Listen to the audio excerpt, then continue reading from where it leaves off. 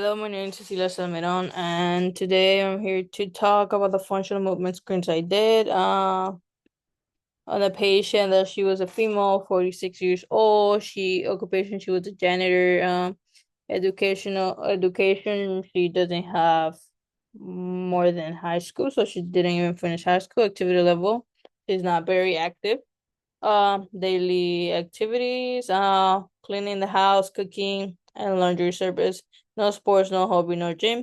Sleeping posture, she sleeps on her side. Movement history, when she was small, she played softball, but it was really small time because she was born in another country and the rules and belief about females playing or doing physical activity was not there yet. Some physical activity throughout her lifespan was softball, soccer, rope jump, running, walking. Movement that she used frequently. Well, she the at her work she spends a lot of time this kind of like this position. She spends a lot of time pushing this little thing and even a big one where she puts the trash and vacuum something on her back like this. Some compensation overall, I think joint stiffness, pain, some alterations while her walking pattern. Clinical history, she doesn't have any previous injury. She was diagnosed back a few years ago with arthritis. In her feet. She doesn't have any surgical procedure when it comes to like bones or stuff like that or muscles. She had a C-section. Because she had twins, so there wasn't any other way of taking two babies out. Chronic pain. Well, she says she feels a lot of pain on her left side, mostly of her body, but overall she feels pain in every single part of her body, basically. But one side being more strong than the others. Rehabilitation interventions. Yes, there have been some rehabilitation. Formal. She was assigned to physical therapy twice. The first time she didn't spend a lot of time on it. They just one section and that's it. And then for the second, she went at least 7 times and she claimed or at least said that felt better. But I don't know how true was that. Because in a way she doesn't believe exercise could help her. Some limitation or I'll say reduced range of motion in different areas. Lower back pain, neck pain, shoulder pain, poor balance, and physiological constraints. And a lot of different pain or areas where she feel pain. These are some of the areas that she feel pain, but I don't know whether it would be the actual bone or the muscles being tight. The initial function movement screen. Well, the purpose of this movement screen is basically identify limitations and isometric and fundamental movement patterns, which can assist, predict, and prevent injuries. As you can see here, she was doing dip squats, but you can see she was compensating with her back. Her knee was going past her toes. She was going in a faster motion. Her hands were not as high, so we'd probably say her scapula didn't upper rotate correctly. Also, you can see one shoulder being more hiked than the other one. Um, and the purpose of this one is just being able to see if she can has a control her lower body, basically hip, knees, and ankles and thoracic. For the hurdle, same thing happened here. She was kind of leaning more back when she was doing it. As you can see, her knee was kind of shaky, so that wasn't good. She was lifting her toe or her ankle. She touched the bar as well, so that wasn't good. So there were a lot of compensations that I could see. For the inner lunge, she lost balance a lot. Um, as you can see, yeah, she lost balance a couple times. She's going too fast. It looks like she was rotating her back. Uh, and that's pretty much it for that one. There was a lot of things. Maybe she didn't step wide enough. Her foot was like kind of more outside of the of the thing that she was stepping on. For her shoulder mobility, I saw big differences between the right and left. The right, when she had her right arm up, it was 10 inches, and then for her left arm, it was 6 inches. So you probably see that there is shoulder mobility problems. For the clearance test, I thought I could see a big difference here where her right and her left, just because in the shoulder mobility she was limiting her right side. But I didn't really see a big difference. She did not feel any pain, which that was good, I would say. Because else she probably having impingement or something. For the active leg raise, this one I feel like she did pretty good. Because she was able to perform all of them, and you could see her leg went past the bar that I was holding. So in this one, I didn't see any big difference or any big compensations. I would say that I would be like, oh, this is a big issue. So for the trunk stability push-up for this one, there were a lot of things. She wasn't able to do a push-up correctly. We did the and for like shin position hands, then clavicle, and she was still wasn't be able to do it. We could see that she was probably didn't have stability in her core. Her shoulders look kind of nah, like one was going more up than the other one. Like probably she had one force more force than the other one. So that wasn't good. And then spinal flexion clearance. For this one, she claimed that she had a lot of pain. She had pain, but not super like severe pain, but she had pain. So I had to say this one wasn't good. For the rotator stability, for this one, as you can see, she wasn't able to perform like the unilateral one. So we did the controlado, but even that she wasn't able to coordinate her body correctly. She was losing balance. Her back was arched, so that wasn't good. Um, so for the spinal flexion, oh, forget about this one. For this one, she also felt pain. So that wasn't good. As a result, well, I scored the squat 1, horo I scored 1, and the lunge 1, and then shoulder is also 1 because there's a big difference. Shoulder impingement, no pain. Active leg raise 3 because I felt like it was good. Trunk stability push up 1, and then lumbar extension pain. She felt pain. Rotator stability 1, and then lumbar spine flexion. She felt pain. So overall score, I give her a 9. Some limitations that I saw where, as you could see, she lacks core stability. Her ankles are limited. So she doesn't. Yeah. So her shoulders also are kind of limited. And then because it looks like one shoulder is more hiked than the other one. Same thing, hips. I feel like she also has some limitations there that could affect her movement. But the big problem I would say is the core stability one, just because it seems like she compensates with her back a lot. So that's not good. And then yeah, that's mostly what I'm gonna say, that her limitations are mostly core stability. She has some problems with her shoulders.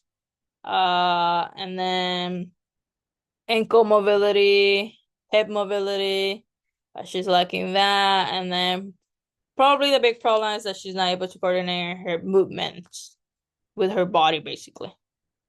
Okay, so a corrective exercise program that I did, the main goals were enhance functional mobility, enhance core and trunk stability, because she was lacking that a lot, reduce compensations and improve motor control. So for the day 1 and 2, we did 10-minute jog, and then we did 5 to 8 minutes of dynamic stretches, squats, knees, leg swims, lunges, walk planks, arm circles, standing toe taps, jumping jacks, butt kicks, and hip circles. Okay, for the first day, I decided to implement band ankle exercise mobility, hamstring, band stretch, wall slides, foam rolling, dead bugs, slide planks. As you can see, steps in red, one. Basically, we kind of did one set of 10 for each side. And then for this ones, for the hamstring, and then the foam roll, and then the side plank, we try to hold it for 30 seconds. These are the areas that we were targeting some of the FMN things that she was lacking on. Okay, so for the first day, we did ankle mobility with the band, and I thought this one was good, but I just felt like she was compensating on her back. As you can see, she's kind of arched here. So even though I did this one, the next day I had to regress it to something else where I felt like she wasn't compensating with her back. So same thing, band stretches. This one I decided to pick it because enhance hamstring flexibility and facilitate proper leg lift mechanism. So this one I felt like she was good. Yeah, we switched from having the leg straight to this one just because I felt like if she had it like this, she could probably reach higher.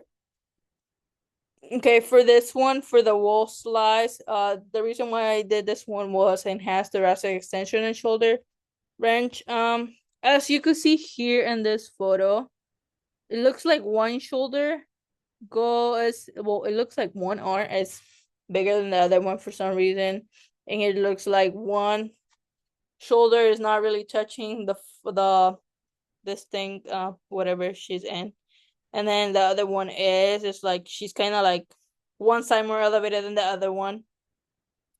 So I saw that as a problem. And the foam rolling, this one, the reason why, because it mobilized of cervical spine, improved movement of the scapula. After this one, she said she felt pain, but I decided to keep it for the next day. As you can see here, she was holding it.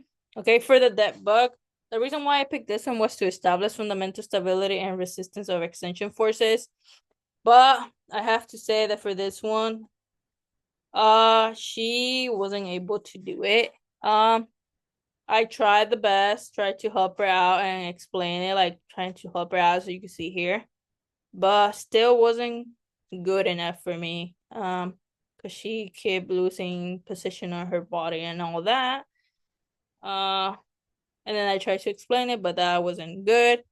So for the side plank, same thing.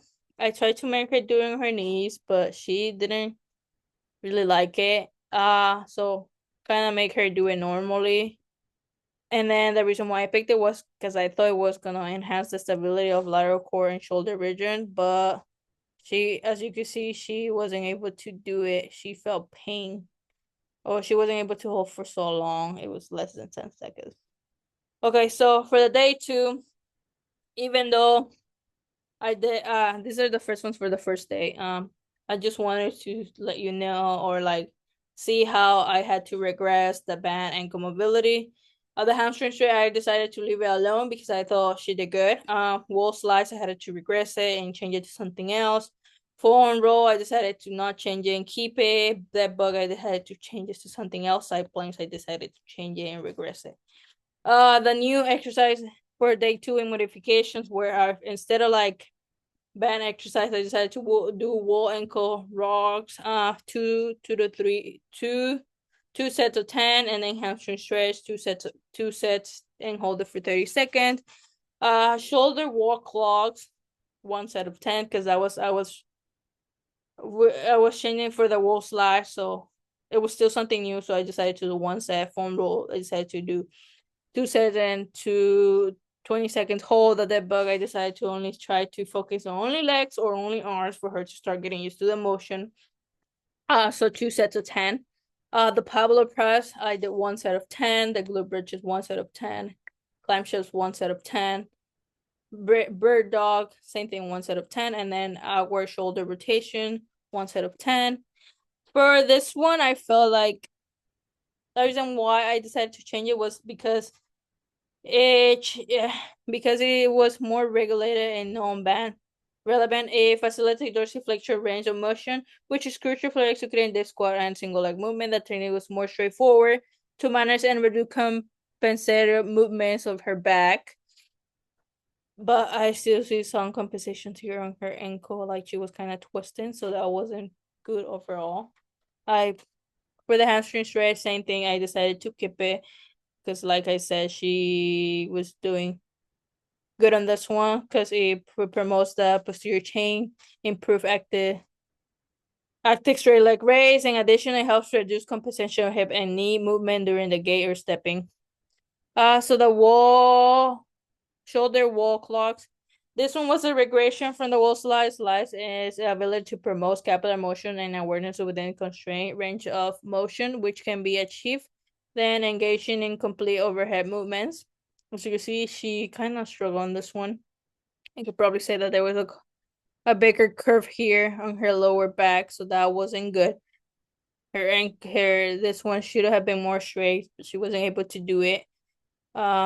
So the foam roll, I decided to leave it because, like I said, this one felt like it was good for me because she was helping her reduce her tightness on her scapula and thoracic.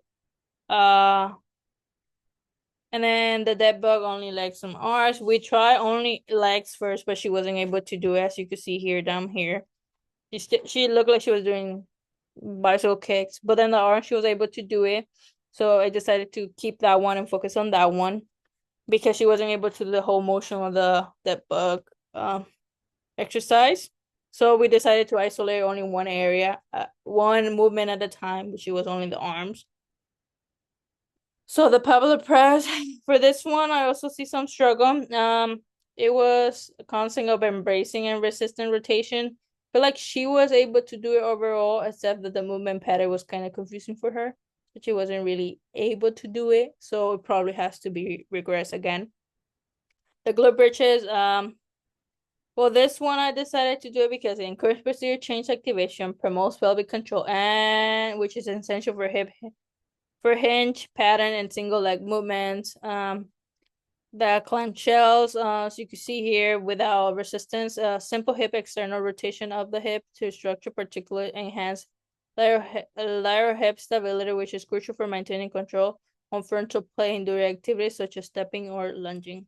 We can see that she was lacking on those a lot, so that's why I decided to include this one. For the bird dog, this one I decided to put the foam roll there because she looked like she was kicking too high and she was kind of rotating her hips to the other side where her leg was standing. So I decided to put the roll just so she knows that she has to maintain that position and not kind of like throw it off or like rotate her hips so she knows she has something to hold there. Basically, it was just to strengthen, control our movement, control and improve spinal control. So the upward shoulder rotation, for this one, it was just assistant to correct internal rotation dominance, reinforces scapular position, and enhancing rotation calf activation. It was just a complement for the wall clocks for the shoulder. She was lacking on it because it looked like she was same thing. She was going more back. She was leaning back, and that's not good. So improvement, well, there were some improvements. I would say the instruction was good when it comes because I was able to see that she was struggling most of the exercise, so I decided to regress them. The only improvements I could probably see were probably the foam roll and also the hamstring stretch. But then everything else was not as great. There's a lot of things that she still needs to work on, enhancing core stability, motor control is essential. I had to digress a lot of the exercise, and even after doing a regression, I still think there still need to be regressions.